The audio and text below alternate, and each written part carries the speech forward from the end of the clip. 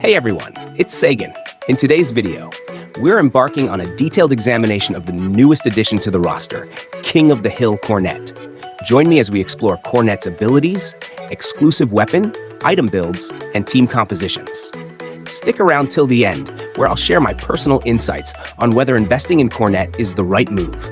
Let's go straight to her abilities. Cornet provides a party buff of light attack plus 50%. Additionally, she benefits from self-buffs of weapon skill regen speed plus 7% and a plus skill damage 4%. This party buff is effective for dealing DPS against dark element monsters, making it useful in guild raids and boss rush. The only downside is that it focuses on a single element, limiting her ability to be paired with heroes of different elements. Her normal attack is called Shall We Play? It is separated into a normal attack and a character skill.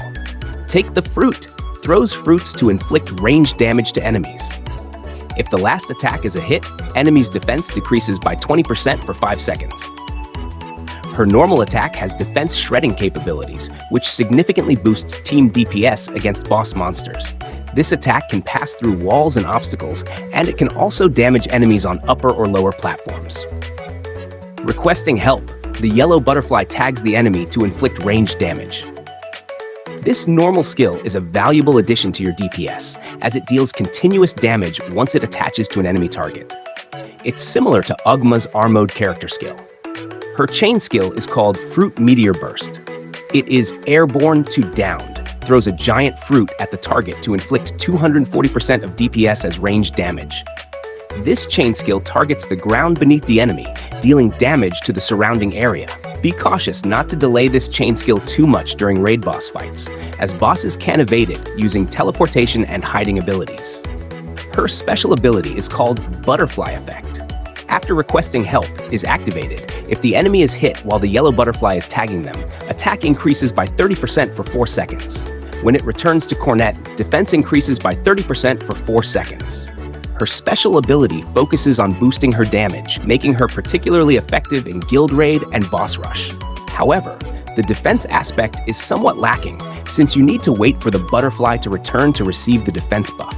Despite this, it remains a valuable addition to her skill set. Now let's see her exclusive weapon. Her exclusive weapon is called Pouch of Venture, and it's an epic basket.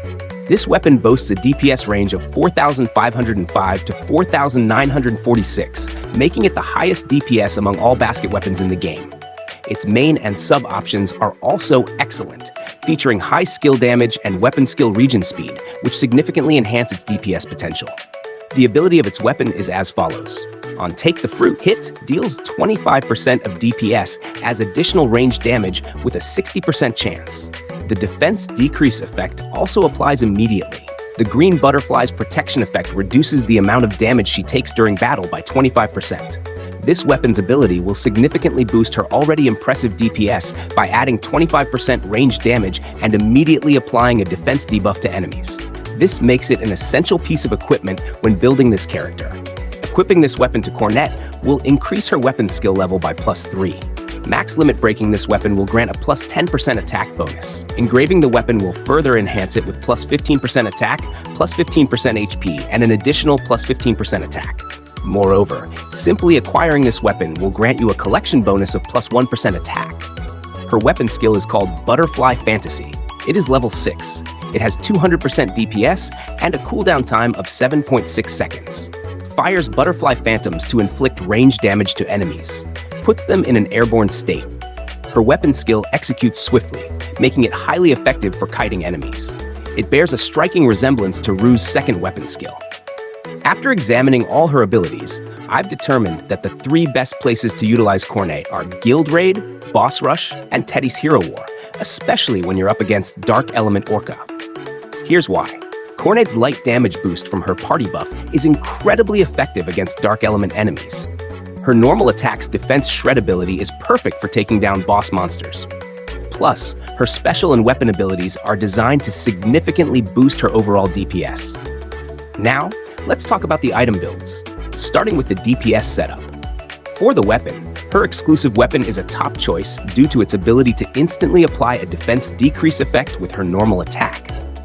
For cards, equip 2 skill damage cards if she's leading the party, or opt for 2 attack cards if she's a team member.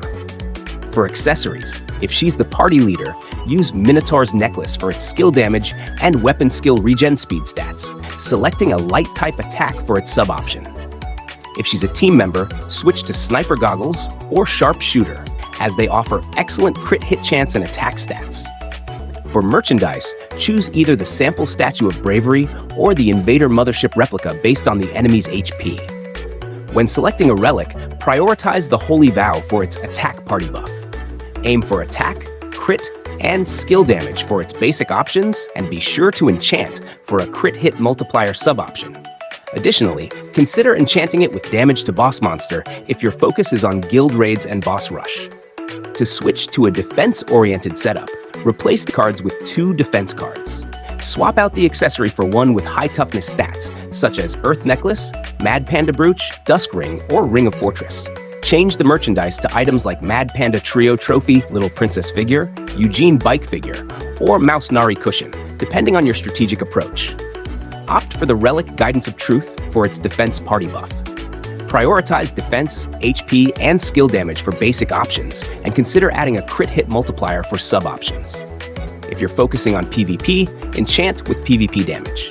Now, let's dive into crafting the team composition. Here's the ideal team setup for her, optimized for the upcoming guild raid season. Cornet leads with her exclusive weapon, followed by Chun Ryo and his secret book. Equip Tinia with the Yellow Dragon's bow for light element attacks. Lastly, Gabriel with her exclusive weapon, the Magnificat. Don't forget to equip the team with the Holy Vow relic for a bonus attack party buff.